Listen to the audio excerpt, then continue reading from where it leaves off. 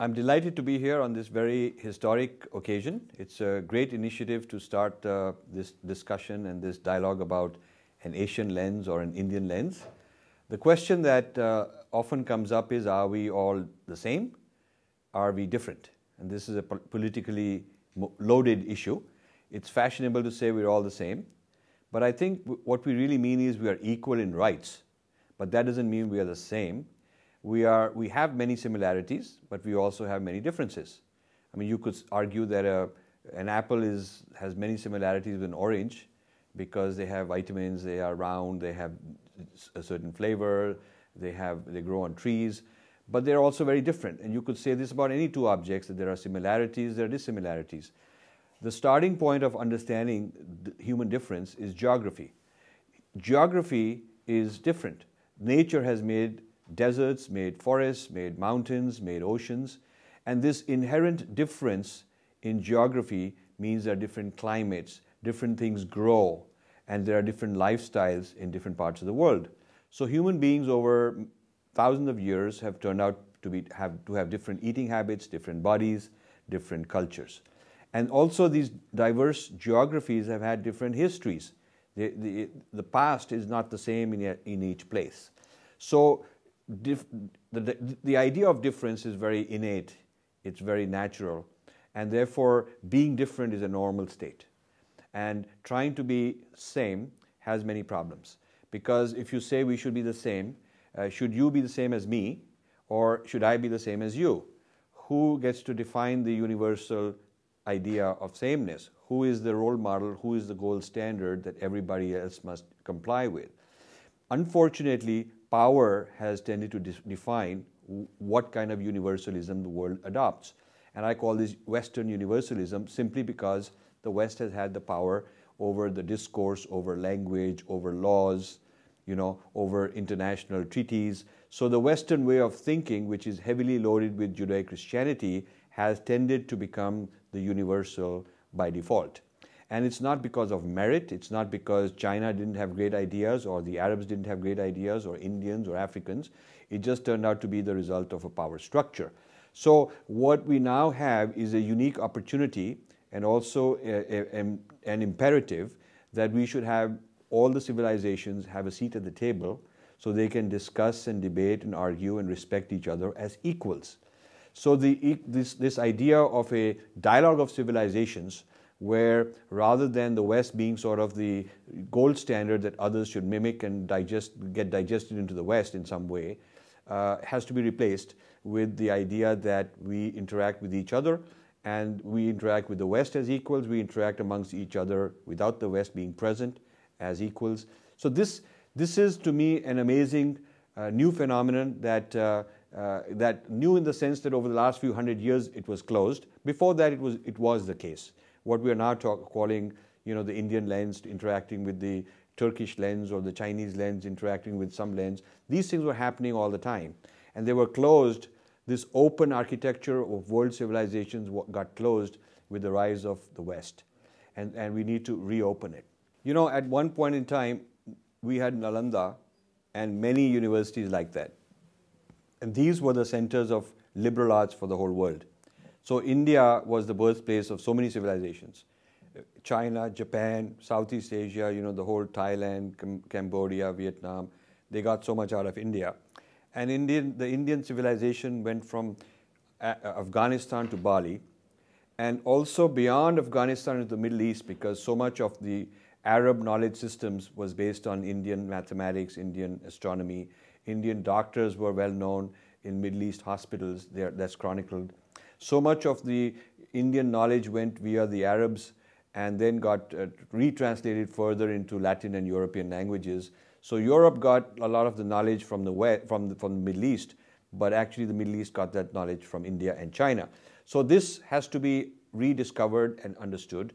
We need to understand the story of who we are, be it the physical evidence, archaeological evidence of Dwarka and Indus, Saraswati, Harappan civilization, be it the story of yoga and the whole texts of various spiritual traditions, be it the inner sciences, which are now very much in vogue in the form of cognitive science and neurosciences, a lot of Buddhism, is being used to reformulate and make breakthroughs in Western neurosciences and cognitive sciences. So we need to rediscover all that so that it's not selectively plucked out of context and utilized in a certain way and reformulated, but the original ideas are there and the rest of the ecosystem, because each of these ideas, each of these terms, each of these traditions is by itself a huge ecosystem, and you do harm when you take it out of context, when you remove the soil and you try to plant it on some other soil and forget the original context and ecosystem that was part of it.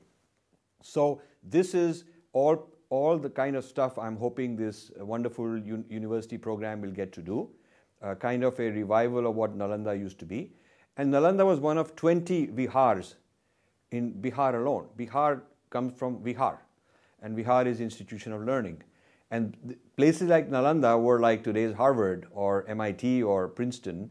This is where people came from all over Asia to, the cream of their students would be sent to learn all this stuff and bring it back.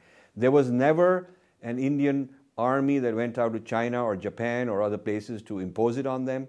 Never an attempt to put governors and collect taxes from them or to convert them to an Indian religion or to change their language or sense of identity.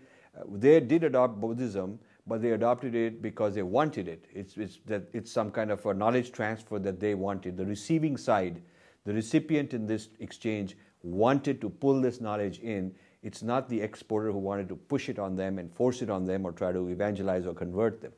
So this is itself a huge story of India's role as the mother of Asian civilizations and the peaceful nature of this. And this transfer of Buddhism was not just a kind of spiritual tradition. A lot of mathematics went, astronomy went, and medicine went, and agricultural ideas went. A lot of culture went. These martial arts went as part of this. So the trade of civilizations exchanging with each other is an old story, and this has to be revived and put into our consciousness so that the next generation knows who we are, that we've had a lot of positive contributions to make in the world.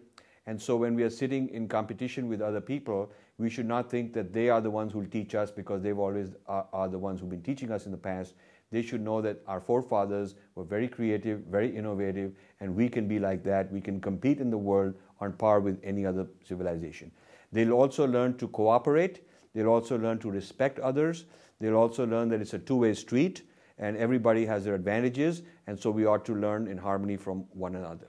One of the things that I would like to put out on the table for consideration is that it's very important to face the controversies that are bound to come up with a program like this. Anything to do with identity has an influence on modern politics, and what you're going to say about my past has a lot to do with whether I like it or not, and who are my ancestors, friends and foes, all that comes out. And so in this very dynamic, political, vibrant system that we have in India, there is a tendency for political forces to co-opt the study of history and the study of civilizations. It would be very important to resist that and to keep the intellectual discourse intellectual, let the academic scholars and the different kinds of scholars do their job, and not let political interference come in of any side. Because right now one of the problems we have is that a lot of the discourse in India about India itself and about other places has been controlled by forces, political forces, of what's politically correct and what we ought to do to help one community or another community.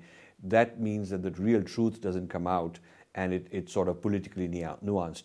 So I would hope that the keepers of this project are able to resist that, and in fact, rather than closing certain kinds of discourses or voices on the grounds of political correctness, they can say, let's open it up. And if somebody has a point of view that the rest don't like, well, they can rebuttal it.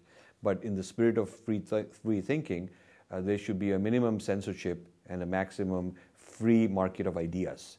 So I wish you well. I think it's a fantastic program.